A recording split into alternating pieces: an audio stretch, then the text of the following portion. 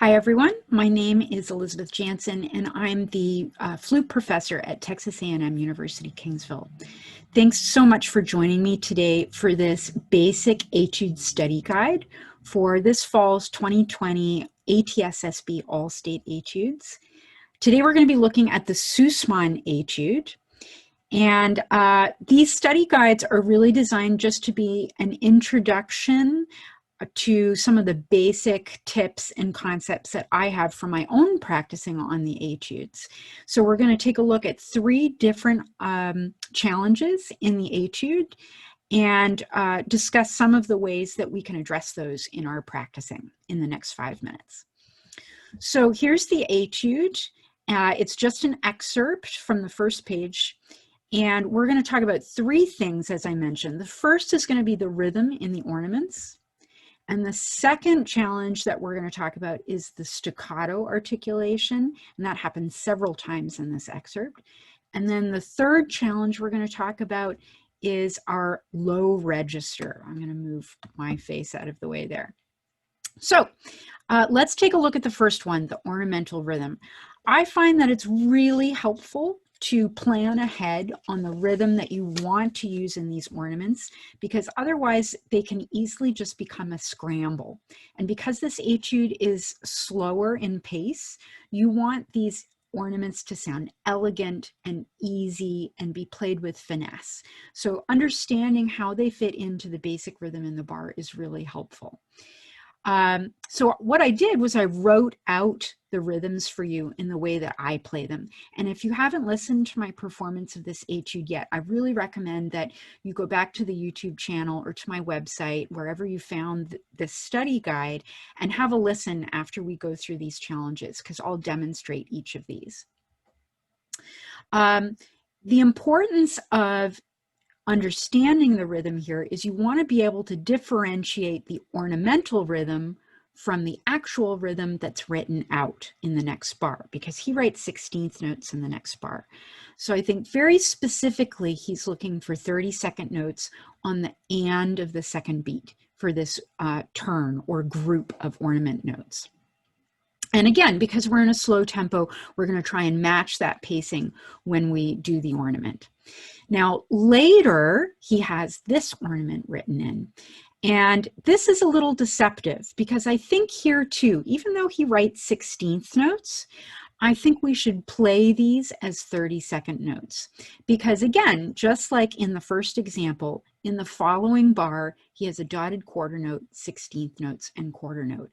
And I think he would have written the ornament out if he actually wanted us to play 16th notes, as is implied by the way that the ornaments have been written out. So again, I'm trying to differentiate between the written rhythms and the ornamental rhythms. And so when I play the ornaments, I'm going to play them slightly faster, but still in that elegant style. Now, these trills in the third example are a little trickier because they have an ending, also known as a terminaison or a Nachschlag. So I like to practice just the rhythm first without the trill. So I might play this rhythm as I've written out for you with the little ending provided as a rhythm on the last 16th note of the beat. And I will not play the trill, but I'm just going to get comfortable with that rhythm of notes first. Then when I'm comfortable with that using my metronome, then I add the trill, and I might stop or pause the trill on the F just for a split second in order to fit in the ending cleanly. So have a listen to that on my performance. So our second challenge that we're going to talk about today is the articulations. So we're trying to get in these staccatos a nice lift. This is really important because it provides contrast in what is, for the most part, a very smooth and elegant etude. But we still want to keep that lift elegant, so we're not trying to use a lot of tongue. We don't want an accent on these. So practice these first with just a breath, ha, ha, ha, ha, ha, to really make sure you're getting a nice speed of air behind the sound and you get clear sound that way.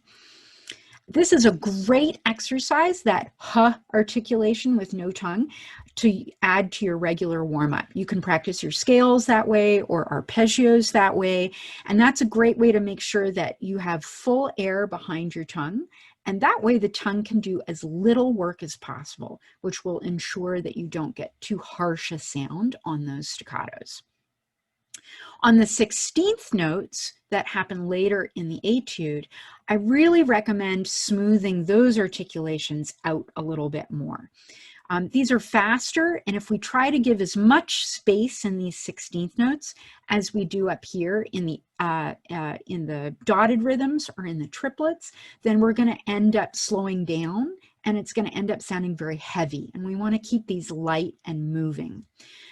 Because they are drawing us towards a resolution. In this case, a lower resolution, but in this case, it's just off the picture. We're arriving at an upper climax. So I really recommend a do syllable here, a very smooth tongue and connected, so that you don't get too harsh a sound. And then finally, our third challenge for just our introduction to this etude is the low register. This is a really tricky passage in the low register, and there's a couple of tips that I can give you to help you out. First of all, before you play this bar, before you play this etude, you want to make sure that your flute is balanced very easily between your chin, your left index finger, and your right thumb.